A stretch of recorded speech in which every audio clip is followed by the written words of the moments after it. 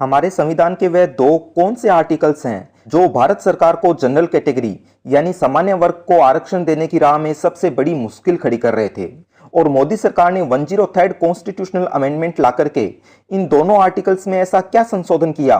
जिससे general category के economically weaker sections यानी सामान्य वर्ग के आर्थिक रूप से दुर्बल वर्ग को 10% आरक्षण देने का रास्ता हमेशा हमेशा के लिए खुल गया। जानेंगे इन सारे के सारे सवालों का जवाब आज की इसी वीडियो में। असल में जनरल कैटेगरी के इकोनॉमिकली वीकर सेक्शंस यानी सामान्य वर्ग के आर्थिक रूप से दुर्बल वर्ग को 10% आरक्षण देने के लिए ही हमारे संविधान में लाया गया था 103rd कॉन्स्टिट्यूशनल अमेंडमेंट। और इस 103वें संविधान संशोधन को समझने के लिए ही हमारे लिए सबसे ज्यादा जरूरी है आर्टिकल 15 और आर्टिकल 16 को समझना, क्योंकि इन दोनों आर्टिकल्स में संशोधन किए बिना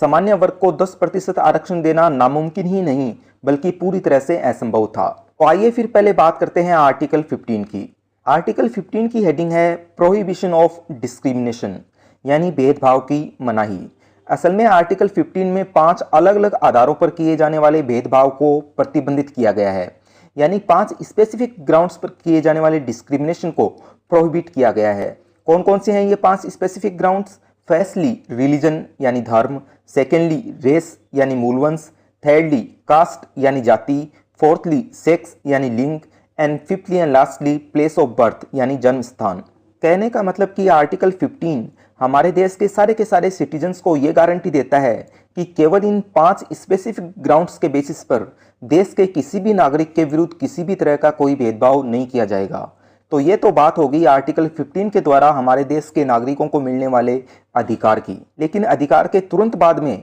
इसी आर्टिकल में बात की गई है कुछ ऐसी एक्सेप्शनल सिचुएशंस की जहां आर्टिकल 15 से मिले अधिकार के बावजूद राज्य को ये छूट दी गई है कि वह अगर चाहे तो समाज के कुछ विशेष वर्गों के लिए कुछ विशेष प्रोविजन बना सकता है। जैसे कि क्लॉज 4 ये कहता है कि राज्य अगर चाहे तो socially and educationally backward classes यानी सामाजिक और शैक्षिक दृष्टि से पिछड़े वर्ग, एंड शेड्यूल्ड कास्ट यानी अनुसूचित जाति, एंड शेड्यूल्ड ट्राइब्स यानी अनुसूचित जनजाति, इनके एडवांसमेंट या उन्नति के लिए स्पेशल प्रोविजंस बना सकता है। इसी तरह क्लॉज 5 ये कहता है कि राज्य जो है वह socially and educationally backward classes यानी सामाजिक और शैक्षिक दृष्टि से पिछड़े हुए वर्ग, एंड शेड्यूल्ड कास्ट यानी अनुसूचित जाति, एंड शेड्यूल्ड ट्राइब्स यानी अनुसूचित जनजाति,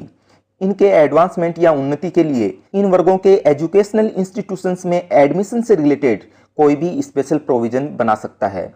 तो अभी तक की वीडियो में आपको ये तो पता चल गया कि आर्टिकल 15 का जो क्लॉज 4 और क्लॉज 5 है वह किस तरीके से राज्य को socially and educationally backward classes, SC and ST के एडवांसमेंट के लिए एवं उनके एजुकेशनल इंस्टीट्यूशन में एडमिशन के लिए स्पेशल प्रोविजंस बनाने की परमिशन देता है,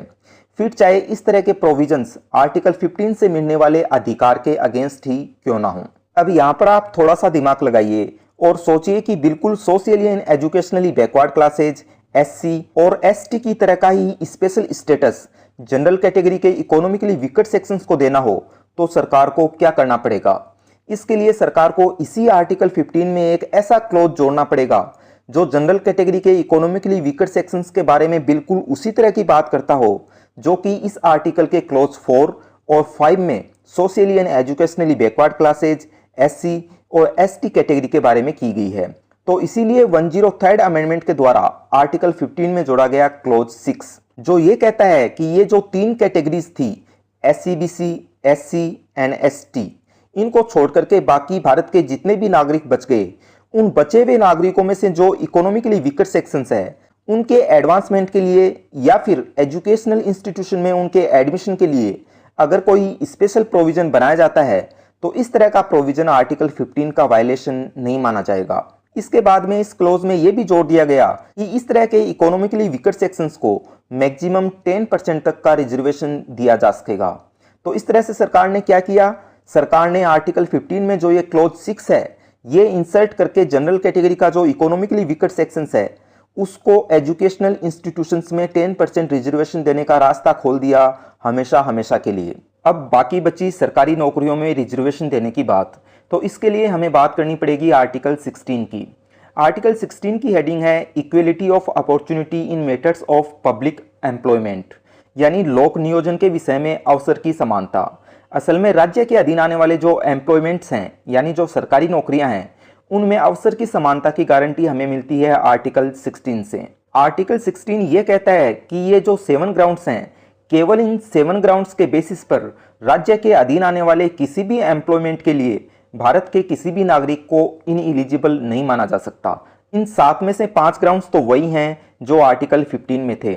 और उन 5 के अलावा छठा जो ग्राउंड है वो है डिसेंट यानी उद्भव। डिसेंट का मतलब होता है फैमिली या कंट्री के व्यू पॉइंट से आप कौन से ओरिजिन के हो। जैसे कोई भारतीय इंग्लैंड चला गया और वहां का नागरिक बन गया, लेकिन फिर भी हम उसे कहेंगे तो इंडियन डिसेंट का ही यानी भारतीय मूल का ही। इसके बाद 7th और लास्ट पॉइंट हो जाएगा रेजिडेंस यानी निवास स्थान। तो इस तरह से आर्टिकल 16 के प्रोविजंस के मुताबिक ये जो 7 ग्राउंड्स हैं, केवल इन 7 ग्राउंड्स के बेसिस पर पब्लिक एम्प्लॉयमेंट के मैटर्स में कोई भेदभाव नहीं किया जा सकता भारत के किसी भी नागरिक के साथ। सिंपल लैंग्वेज में बोलूं तो केवल इन 7 ग्राउंड के आधार पर भारत के किसी भी नागरिक को सरकारी नौकरी के लिए इनएलिजिबल नहीं ठहराया जा सकता।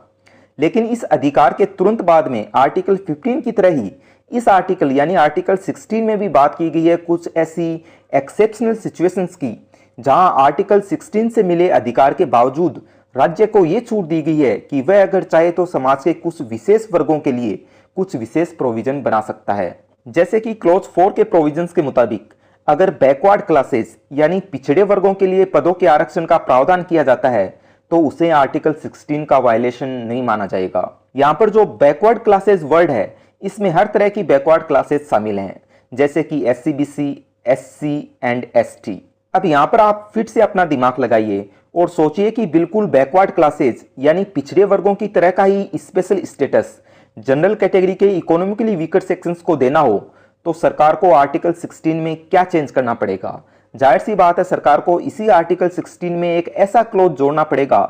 जो जनरल कैटेगरी के इकोनॉमिकली वीकर सेक्शंस के बारे में बिल्कुल उसी तरह की बात करता हो जो कि इस आर्टिकल के क्लॉज 4 में बैकवर्ड क्लासेस के बारे में की गई है। तो इसीलिए 103rd अमेंडमेंट के द्वारा आर्टिकल 16 में जोड़ा गया क्लॉज 6 जो ये कहता है कि जो बैकवर्ड क्लासेज हैं उनको छोड़ करके भारत के जितने भी नागरिक हैं, उन भारत के बचे हुए नागरिकों का जो इकोनॉमिकली वीकर सेक्शंस है उनके लिए यदि पदों का आरक्षण किया जाता है तो इस तरह का प्रावधान भी आर्टिकल 16 का वायलेशन नहीं होगा।